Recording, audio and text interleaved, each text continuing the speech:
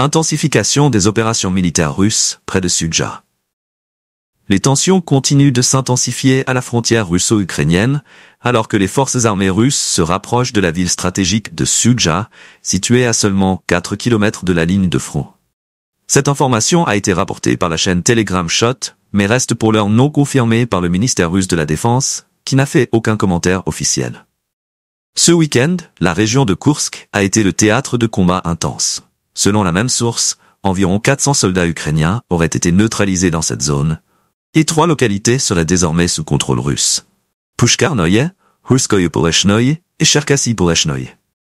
Lors de ces opérations, les forces armées russes auraient capturé 15 soldats ukrainiens, dont une femme, qui aurait été formée au Royaume-Uni. Ces affrontements viennent s'ajouter à une série d'opérations militaires menées par les troupes russes ces dernières semaines. Un groupe de combattants du groupe Nord des forces armées russes aurait ainsi réussi à capturer un contingent des forces armées ukrainiennes appartenant aux 21e et 41e brigades, toujours dans la région de Koursk. Des sources non officielles, relayées par la chaîne Telegram, Archange des forces spéciales, indiquent également que des parachutistes russes auraient capturé un mitrailleur ukrainien, originaire de la région de Poltava.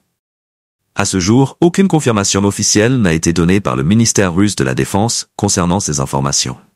Enfin, le département militaire russe a fait savoir qu'un groupe blindé de marine de la flotte du Pacifique avait mené une attaque réussie contre une position ukrainienne dans une zone frontalière de la région de Koursk. Les équipages des chars et des véhicules blindés MTLB auraient percé les lignes de défense ennemies sous un feu nourri, marquant ainsi une avancée supplémentaire dans cette région stratégique.